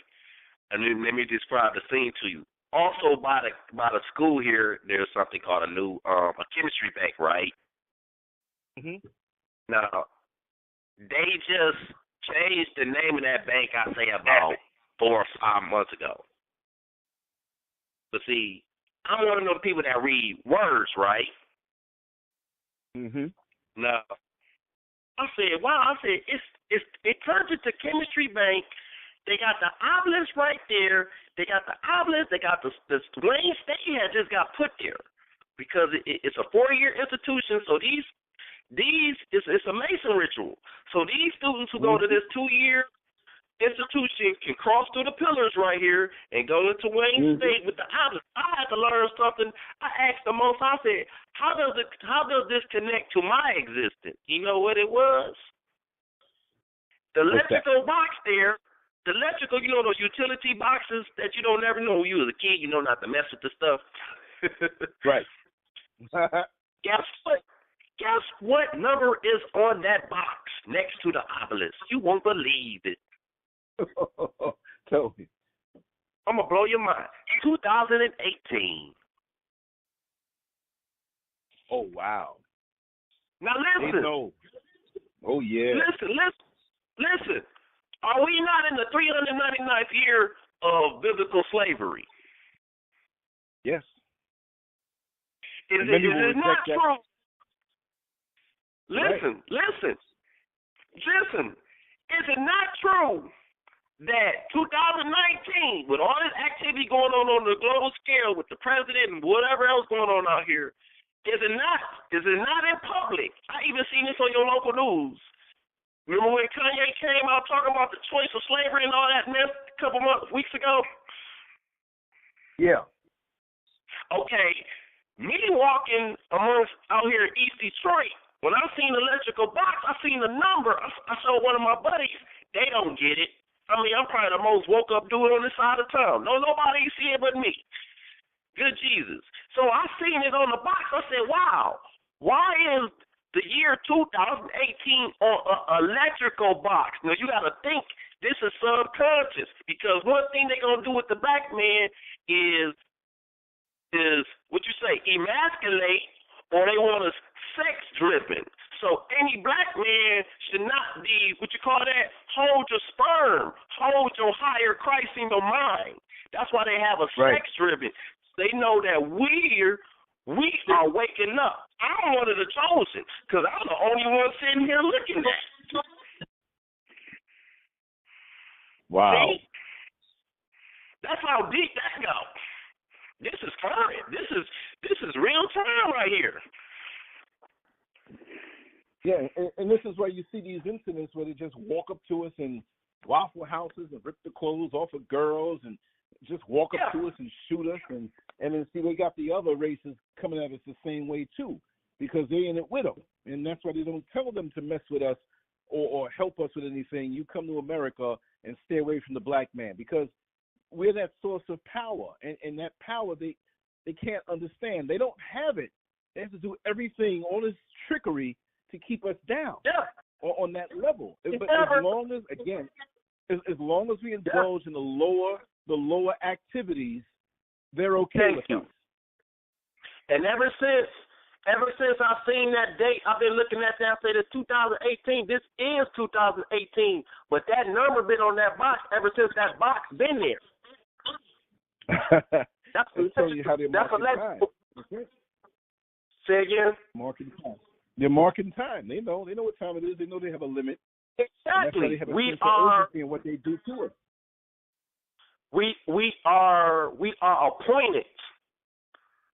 Some of us walking the earth are appointed, just like going to all the way to Balad, Iraq, and going through all that stuff and all the family situations and all the psychological hell breaks and all that stuff, the ups and downs. And this is why I tell some people say they conscious. I know plenty of conscious people say they conscious. When I get to talking to them, they get to falling off the wagon because they haven't reached. I'm not saying that they don't know nothing, but some people haven't reached. Like if you was able to pick up on what I just told you, then we in that certain frequency. A lot of people cannot even get into picking up information like that. Exactly. You know, see, the thing is, some people get a little bit of consciousness, or they get to a certain level of that, and they're not where they're going to be in a year's time or 2 years' time. But they get that little bit, and they trick that off. They get so caught up in the little bit that they got that they forget there's more, and their ego kicks in, and it stops them from getting more. It's like the monkey in the rice, where the monkey had to push his hand into a small hole to grab this rice that's in this box. But he wanted to grab up as much as he could in one scoop, and his hand was so big that he couldn't pull it out. So you got to let a little bit go and not let your ego get so inflated that you feel so above now that you got this bit of consciousness. This is how, when you look at black people, and not all black people, and it's other people too, but it's mainly us. Tax return time comes, and we get our tax returns. We get our $2 or $3 or $4 or $5 or $6 or $7 or $8,000, and we feel like it's $1 million, and our whole attitude changes. We become different people. We push our chest out. You know, we waste more money. We get arrogant with people, and you know, we get fooled into thinking that it's more than what it is. So to remain humble, to remain grounded, to be observant on what's around you, and to move forward and know that there's more out there. But the more you're humble and the more you remove your ego, is the more you can absorb. Listen, you got to stay grounded. Look at a sports car and look at a UPS truck. Put the same engine and the same underpinnings in that UPS truck or that low level, not low level money-wise, but just it's lower. There's a reason why the sports car is made lower. It's because it was the powerful engine. It's aerodynamic. It can cut through the wind, and it's lower, and it will take them turns. If you put that same engine and suspension in a UPS truck and try to make those same turns, you're going to roll over, you see? So that tells me if you want to go higher, you got to remain grounded more, hunker down more, let go of certain activities more so, clean out your life even more so. Because when the power kicks in, your life's going to be right or you're going to fall off by the wayside. That's why so many of us get caught up. We are servants, we're messengers, and that's it. You know, our Creator is instructing us and will guide us through as long as we trust in that thing on the inside of us and not get distracted from the out. You know what's interesting, Lance, when you said the word grounded, and when I described that electrical box with the number 2018 on it, it's interesting because we all know that electricity has to be grounded. And for real, isn't that something how that word came out? Say again. Isn't that something how the word grounded came out? You know. Yeah. And what's interesting also, and what's also just the obelisk, we know that represents a phallus. But if I correlate it with the phallus, whatever, well, we know that male sperm is electricity. Exactly. So, like you say, if they bombarding us with porn, I had to go. What did I do 2 weeks ago? I got added on Facebook. These girls, they add me to these freak groups. You know what I did? I went back and clicked out all them dang old groups on Facebook, and I replaced them with Tom and Jerry cartoons. Well, you know what that's about. You know, that's to keep us, first of all, go ahead. Yeah. I'm sorry. You about to hear it. You know where I'm going with it. And because I said, you know what? Because I say a man of God, I'm going to use the Christian way about it. A man of God or a grounded man or a man thinking on higher consciousness is not going to let anything get in his spirit to deter him for what his mission is. That's right. That's right. So we pretty much then hit both frequencies on the same level in two different parts of the. It is what it is, because I believe that electrical power represents the grounded, as far as you being grounded in your mission while you walk this earth and overcoming like you say, and everything in our environment, the news media, the porn, all the I see all. Got it all. It's like anywhere else, and fallen world. Wow. Exactly. And I have to just say it like this. I mean, let me switch it up here. Hold on 1 second. Yeah, I have to say it like this. That that's why they're so aggressive in pushing the pornography on us. Because if our minds are occupied with that, and most men are going to obviously indulge in certain activities while they watch that, that's a wasting of our seed. That's taking our mind in a place now where that replaces our real woman and queen, which the righteous activity and the righteous commitment, that's a beautiful thing. But now they've taken us and bedazzled us with all of these visuals, all of these freakish fantasies that will take our mind and dominate us from our real mission and use our own electrical nature against us. And nothing gets produced. Nothing gets produced. Spilled on the floor. Our mind captivated, walking around now, seeing all women as something that they're not, because of what they put in front of the screen for us to see. So now we're walking around ineffective as men. To take that drive to righteously be used in the world, we take that drive on home, lock the door, get on the computer, and indulge until our heart's content and until we are spent completely. You see? That's a wicked thing. And what is, and when a male we ejaculate, that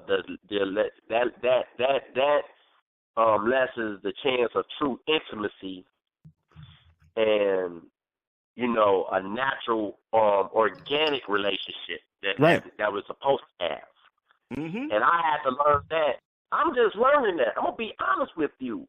My father, my uncles, the homies in the hood, man, look, ain't nobody teach me that. I come from a background, especially, I told you all the spiritual side of it, but as far as my actual personal activities, I'm going to keep it real with you because I think this is going to help somebody. When, like you say, go on the internet, you look at some porn and 6 videos show up, you like, Jesus. But I have to learn, what I have to learn is, as far as, like you say, like what I said earlier, too much is given as much as required. I have to learn even my own, even knowing all this stuff, I have to sharp. I say, you know what? This stuff got a stagnation to it because of some of the things that I've picked up over the years, and none of the men in my family, they haven't even taught me proper what sex is, and just like going in the military, you don't know what giant you walking into. And most women right now, you know, you can go on social media, you'll see it everywhere. Because they say women, you know, I love women, but, you know, if I want to go a cult about it, if I want to use it for my cult, you know, I'll say the woman is the devil, too. Right. Not in the sense, I'm not just going to tell a woman that I see in front of me, oh, you're the devil. No, I'm not going to do that because I know it's a polarity, polarity to it. What I'm saying is not saying that for a woman, devil. What it is, when you enter that womb, you're creating. So let's just say if I'm watching porn every day, right, and I date, and she don't know I watch porn, right? But something in the spiritual world. Your phone is breaking up a little bit, brother. Your phone is breaking up a little bit. Okay. Can you hear me? Oh yeah, much better, much better. Okay. Something in the spiritual world, Lance, either gonna tell her spirit, but see, she'll be on a lower frequency, lower than me. And what happens, especially in the Kabbalah studies, the lower demons and frequencies, sometimes they party together. You see what I'm saying? Of course. And they're like, oh, you like porn? I see why they say I like porn. But see, her lower nature is 10 times more potent and dangerous than mine. Because when a man goes inside of a woman, what are you doing? You're creating a child. That's right. It's even more dangerous. Check that out. That's why I started doing what you call that, the semen retention. I hold mine. Because that's the first highway. I think now that I'm learning true maturity as a 38-year-old black man, I'm learning that's the only way because that's the ultimate integrity. Wow. That's why you're seeing all these celebrities. Look, you're seeing all these, you know, I know it's conspiracy behind Bill Cosby and a lot of these celebrities, but let's look at it on a whole nother note. If these particular celebrities was practicing true spirituality, they truly wouldn't be in these situations. If you really want to narrow it down, I can't go back to the 70s when Bill Cosby was the first actor, but if he was doing true, what you call that, true Christ consciousness, you know, a lot of these people wouldn't be in these situations. See, you and I, we can look at it from, you know, I'm not saying we watching television, but we know it's in the atmosphere. We can look at it on the outside saying all these sex offenses and the Me Too movements. Oh, he touched me and he did this to me back in 1984. And, you know, if you look at the rules of the game and say, hey, this is what you're supposed to do with your penis at all times. You're supposed to use it for reproduction. See what I'm saying? We don't live like that because, like you say, we get bombarded, especially in the United States. We get bombarded with porn, you know, gay porn. They throw it all your way now. They gonna throw all the darts. And then when it comes to the Constitution and the rights and everything, some of these people, you know, they got rights. You know, rights that didn't exist 15, 20 years. And I'm not the one here to be moralistic with people. I'm just talking about the rules of the game. That's right. Rules, they're going to be the same 1,000 years from now. And I'm all about learning the occult. I study the occult. I'm going to study religion. I'm going to do it to my dying day. And I'm going to I don't know nothing. I'm still digging. See what I'm saying? But it's definitely, I think I got enough. So just telling you my history and my past and everything, I think I got enough, like you say, the electrical grounded box that a man got to walk amongst, you know, with integrity in order to not get caught up in the wheels of the devil, especially in the black church. When I walk in the church right now, I control that room. That's right. That's right. Not for my ego, though. It's not for me.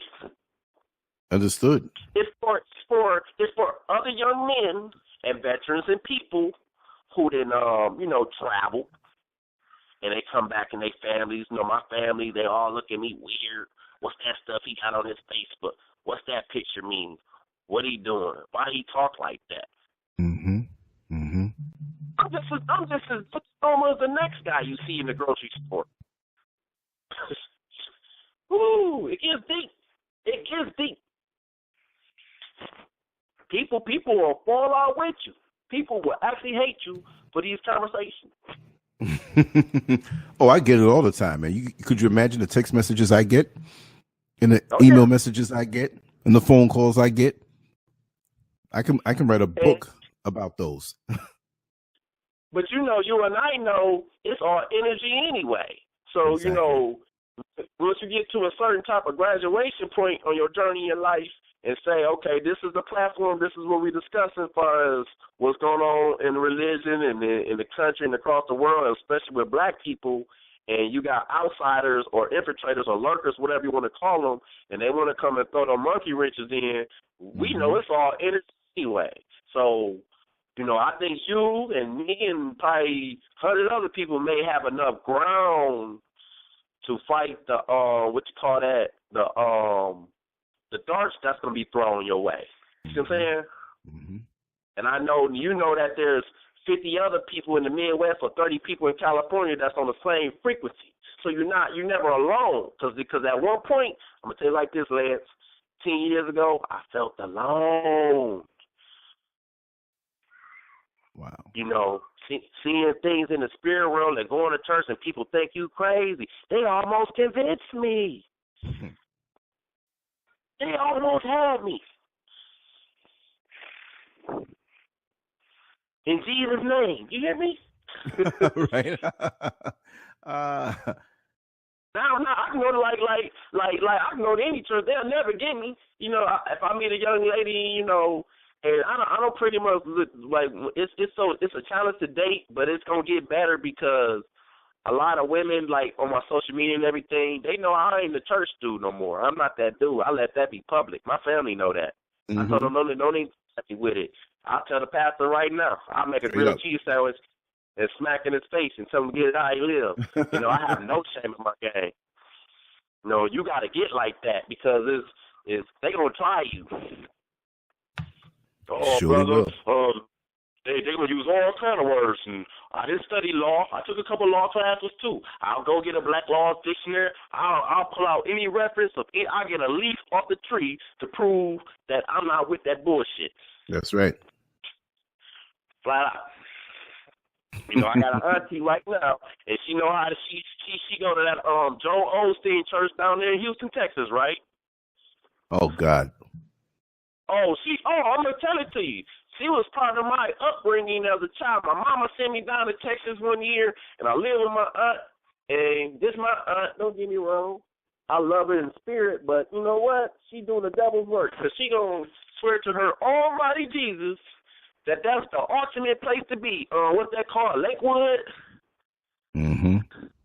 Messing with old Joel Osteen. I read a book on his father. I see that fake smile with the wolves and all that. They just a block away from the abortion clinic in Houston, Texas.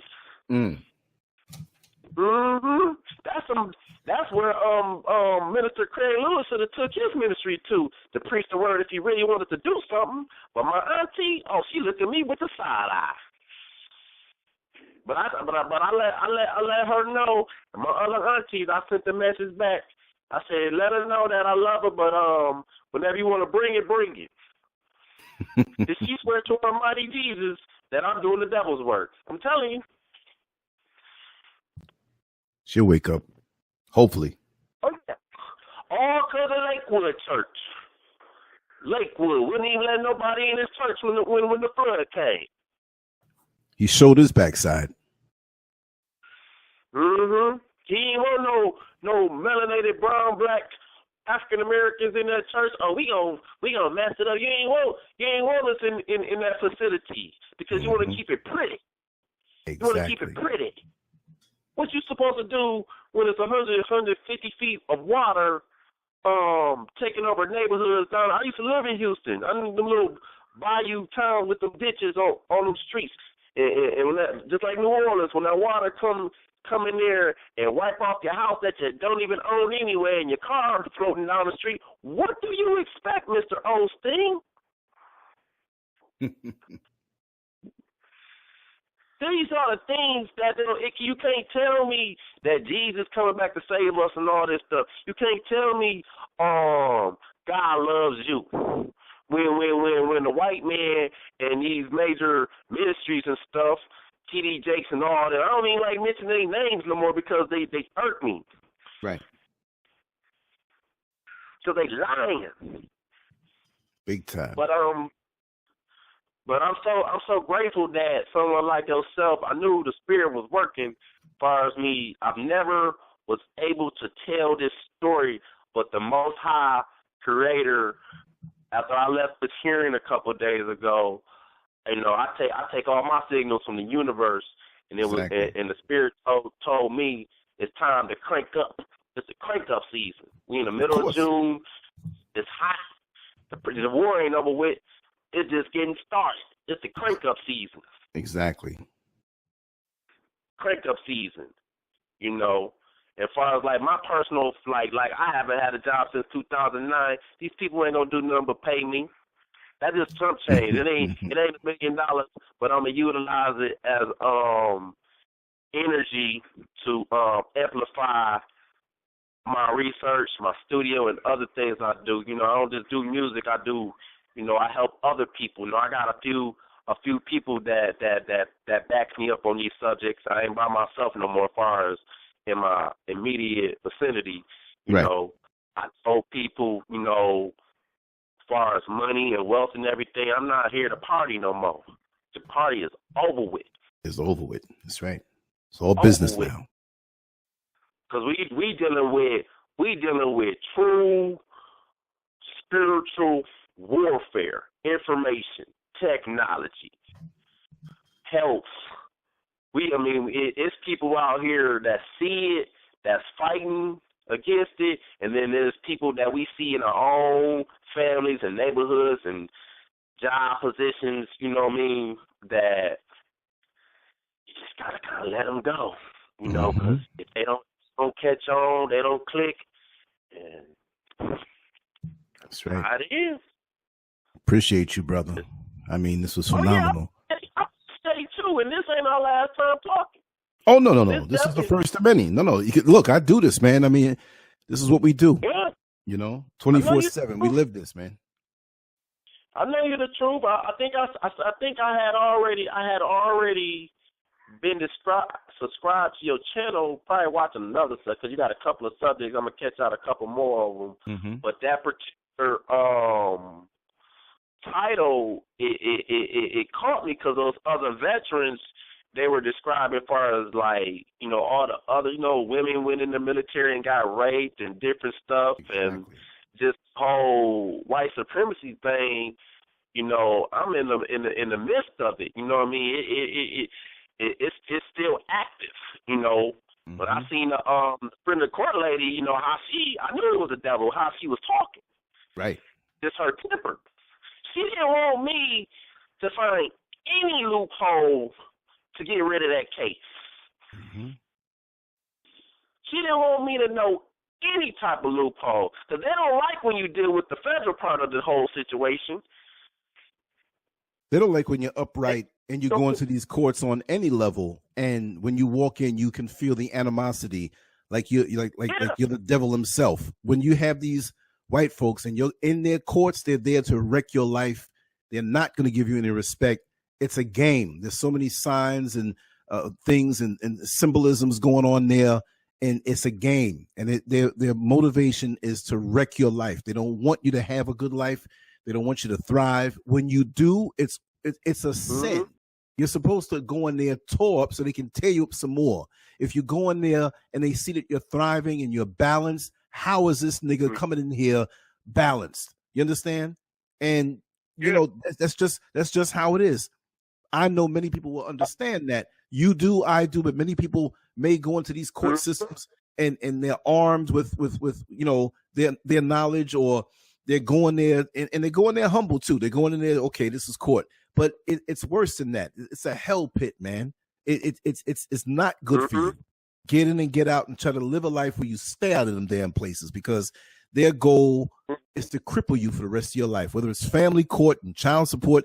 Yes, you're supposed to take care of your children, but they use that against us, and that's why they use our penises against us. They titillate us and have us blinded, and we're out here. And again, like I say, you know, on the plantation, they didn't mind us getting so many women pregnant. They didn't penalize us for that. No, that was never a crime. It's never a crime here either, because they're making more slaves. Back in the day, they made more slaves for the master, and now, for the most part, we impregnate several women, we go back to prison, and they have more slaves to raise. The state calls them, you know, the state is their daddy, and you have no man there. And just like the old movies back in the blaxploitation days, where they would have the social worker come around and snoop around the house to see if there was some man's shoes by the bed, or there was 2 or 3 extra toothbrushes that shouldn't have been there. The man is not allowed. That is still going on now in the black community. The real true black men, the leaders, the ones who have wisdom and strength and a vision. Oh, you can't think of yourself in the future because they don't want you around in the future. It's illegal to be an upright black man in the society. Yes, you can be effeminate, you can be homosexual, you know, that's acceptable. You know, you can be a thug. That's acceptable, because you're not going to last long. You're going to die amongst your own, or you're going to be put in prison. So they can suck your life force for pennies on the dollar, but never be a higher law abiding black man. They don't like it. They say it out of one side of their mouth, but they don't really mean it at all. And you're exactly right, because you know, it's like when I had a stepson, and I like at the time when I was married and I had a stepson, his dad was incarcerated at the time. And what was the sad part about it, you know, I love the young man as like any other child, you know, and we got them type of, you know, mismatched families all across the country. Right. And I know that his father eventually had and everything and got out a couple years ago. But as far as the time when he was around me, whatever, the part that he wasn't my natural child, as far as my, you know, bloodline, whatever, and the rebellion coming from his mom really didn't want me having any type of authority over him. Her mother was always in my way, and, you know, that was going on during that time too, far as, you know, coming out of the military. I was hard charging, and I had to really catch myself. Because thing was, you know, just me being a male and trying to be not just a father to my natural child, but a father to another child that's not biologically mine, was a whole nother portal. Of course it is. Like everything, yes, and like everything you say, society. Looks like he cut off. Oh God, let's see. Okay, maybe his phone died. Okay, I was thinking maybe your phone died or something because you cut right out. Yeah, you know, overall, just about what we discussed, you know, I gave you the chronological timeline of my life, and then how I got into the spirituality and the occult subject. As far as all these activities going on currently, it's important that every black man, black woman too, teenager to old man, you know, I really don't have an age limit on people learning things. As far as, like, if you ever come across me or and look at my life, or if I have conversations with other people, 9 times out of 10, I'm always going to be sharper than my knife. You know, I don't know too much. I'm learning from others. If people can teach me something next week, and then I'll talk to you later, like, hey, I learned something. But pretty much that's pretty much my goal for the rest of my life, is to sharpen the mind. Because if you sharpen the mind, it's going to handle the body. You know what I mean? There you go.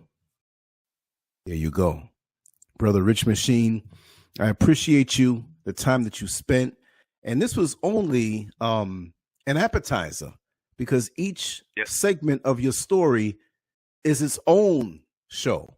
So let's just make a deal that you're going to come on back, and we'll go on a deeper focus. I'm also going to have several shows where it's more of a group setting, where we have several individuals who can chime it up with each other who have been in the military, and all the other topics that we have when we have the open lines. You know, you're more than welcome to join in. I want you to subscribe to the mobile text. I'll probably put you in there. You probably see a return message saying, you know, thank you for subscribing. I'll put your number in there so you'll know that whatever you're doing, because sometimes it can be 2 a.m. and I'll throw a show out of nowhere that's not even scheduled, because that's just how we get down. I try to, you know, I'm not going to try to wait for the one knockout blow. I just hit it. I just hit white supremacy with 1,000 punches, soft or hard. One of them is going to hit.